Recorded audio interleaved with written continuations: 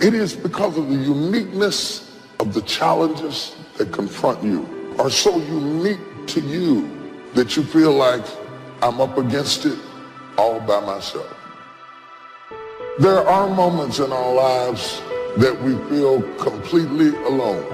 We feel as though no one knows what we're going through. If you don't know exactly what you want, or you let yourself get beyond that into something general, you're not going to achieve it. Clarity is power. You got to know the specific result you're after. What do you want? Why you're doing it. Most people will resist change. Most people will fight change as if change would be worse than what they're experiencing. Most people will not challenge the unknown. They won't just step out there.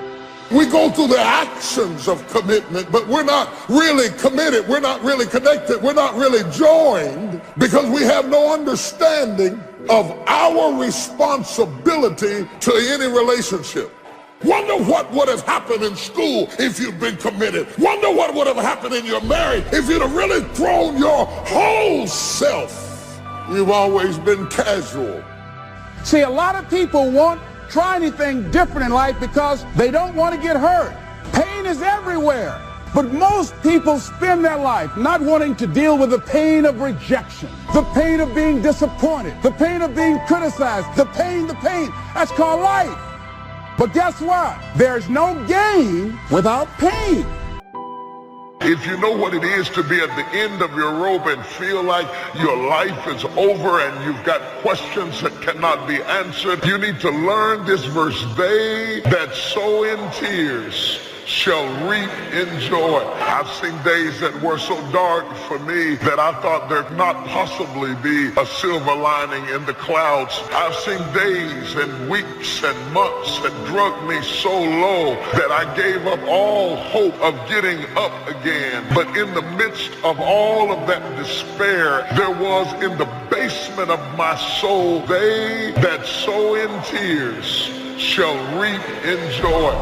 So you got to get yourself past that. The way to get past that is have enough reasons. Reasons come first, answers come second. To ask intelligent, you got to know why you want it, have enough drive to make it happen, enough juice to make it happen. If you don't have enough reasons, you will not make it happen. What is going to get you to actually fall through? Because the first plan's not going to work and the second plan's going to work, so you better have enough plans. If the first two don't work, you still got something else. Otherwise, you're going to be having excuses why it didn't work.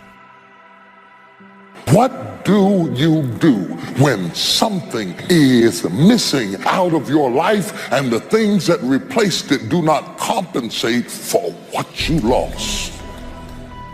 What do you do when you tried and failed and you want to quit? Because trying again means hurting again, means risking again, means believing again, means hoping again. You will be wounded many times in your life. You'll make mistakes. But I have learned that failure is really God's way of saying, excuse me, you're moving in the wrong direction. Other than death, all failure is psychological. Does not mean that you won't lose some battles, because you will. But it does mean that as long as you don't surrender, as long as you don't give up, then you haven't failed. If you get beat, unless you're dead, you are not defeated, and you have not failed. What you've done is you've learned. So get up and go get after it. You just don't know what the next moment will bring. You have comeback power. When something happens to you, don't buy into what has happened to you. Buy into, I'm getting up out of here. I'm going to change this situation. This is no time to do something stupid, like hurt yourself. No. Don't lose your dream. That's long-range goals. Because if you set up something short-range, go for it. Get it. Latch onto it. Work hard. Accomplish it. That starts building your strong feelings to go for your dreams.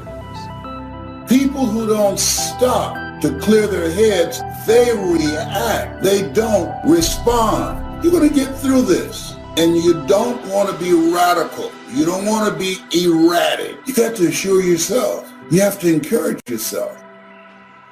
We all live in this bubble. What you got to do to get the life that God wants you to have, you got to put more air in your bubble. expand yourself. Take yourself out your comfort zone. If you stay in your comfort zone, that's where you will fail. Success is not a comfortable procedure. It is a very uncomfortable thing to attempt. So you got to get comfortable being uncomfortable if you ever want to be successful.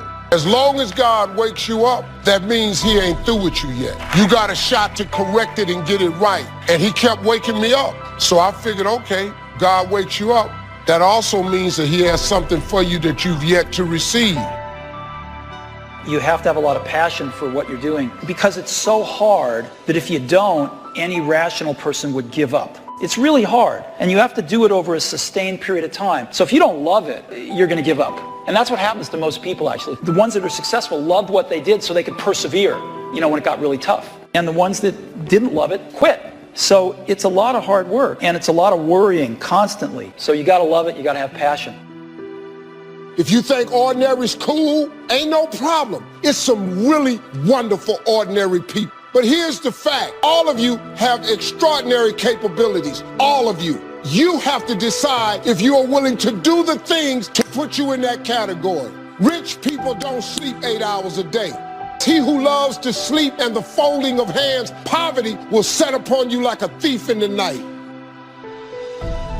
Better have a valued goal, because otherwise you can't get any positive motivation. And so the more valuable the goal, the more the micro processes associated with that goal start to take on a positive charge. Well, you get up in the morning and you're excited about the day. You're ready to go. What you do is you specify your long-term ideal. You want to specify goals that make you say, if that could happen as a consequence of my efforts, it would clearly be worthwhile. The question always is, why do something? It's easy to get faked out by being busy. Guy comes home at night all exhausted, falls in the chair and says, I've been going.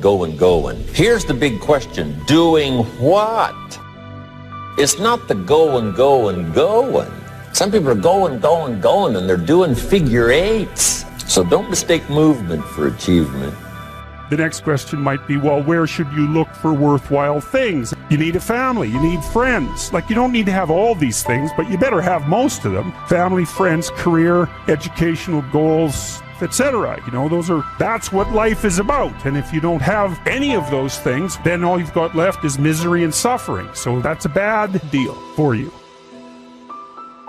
If you can't be good company to yourself, you can't be good company with anybody else. I heard a song called I'm Lonely Whenever You Are Around. Have you ever had that kind of experience? Yes, you have. You could be lonely in the middle of a crowd, alone in your thoughts, people surrounding you, and you're lonely because you have a different kind of mindset.